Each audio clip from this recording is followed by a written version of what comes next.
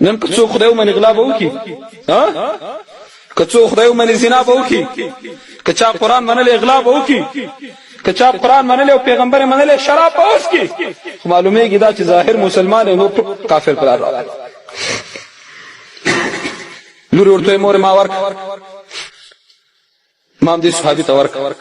دته مه ګورې پیغمبر علیه السلام ته وګوره سړی راووته په ملا یې وړه بوزه لور مې درکړه داسې خوشحاله دی چې کالیو کې نه ځایږي راغی پیغمبر علیه السلام ته ویل قربان لور خو یې راکړه هغه ورته وایي پیسې لرې وایي نه پیسې نه لرم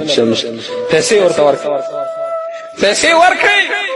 پیغمبر علیه السلام ته راغی قربان پیسې یې راکړه ویل لاړ شه ځان ته پېښه کالي وکړه ځان ته خیمه پې واخله کور دې پې ځان ته جوړ کړه په دې پیسو زه درته واده کوم دی چې کله بازار ته لاړه بازار کې استادي غږ کوي څادر لاس کې دی ای خلکو نبي علیه السلام جنګ ته لاړل نبي علیه السلام غزا ته لاړ کافران راغلي په مدینه منوره حمله کوي دی وایي خدایا پیغمبر علیه السلام دې جنګېږي او زه دې واده کوم پیغمبر علیه السلام د قرباني وړاندې کوم زه دې واده کوم نه کوم توبه په لږو پیسو یې ځان ته واغست او نورې ځان ته یو څادر واغست غره واغسته توره واغسته او یو غټ څادر واغست خپل مخ نه ورګوز نه تاو کسترګې ښکارا پاس باندې شو غزا ته لاړ سعد بن سعد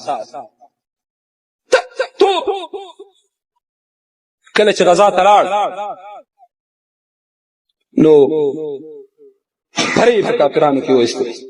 یو صحابي پیغمبر علیه السلام ته جنگ په دوران کې وای قربان دغه څوک راغلی ډېر امداد د مسلمانانو وکړو دې وخت کې په کافر د تورې غزار کوي چې لاس یې تور ښکاره شو پیغمبر علیه السلام وایي اظنه سعد ما ته خو سعد ښکاري دته خو ما ویلي چې واده ته سودا وکړه دا څنګه راغلی په دې وخت کې بل طرف په کافر د تورې غزار کوي سعد رضی الله عنه داس نه لاندې راګزارېږي پیغمبر علیه السلام راغی سعد په خپل ورون واچو سعد لا ژوندی دی ورته وایي قربان خدای به مې ځان ته پرېږدي که نه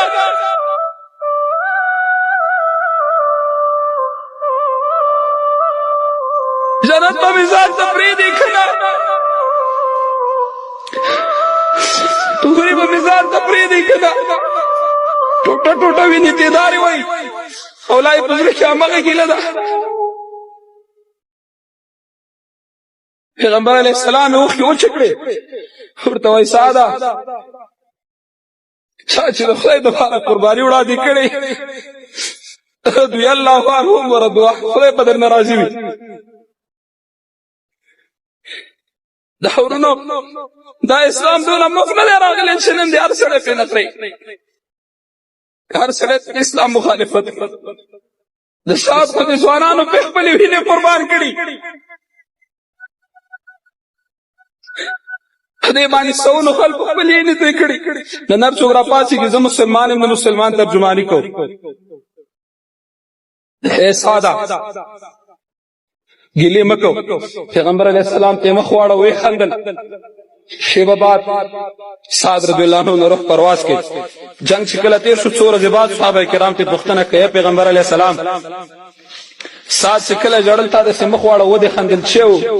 نبی علیه السلام وایي اوس سعد ګیلې کولې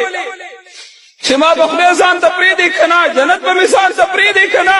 حورې به مې ځان ته پرېږدي که نه الله جنت نه حورې ته لاس کې اوبه ورکړې په منډه یې سعد ته ویسه کله چې حوره راغله ما نه شرمېده مخکې نه راته ما ته یې مخ واړو تر څو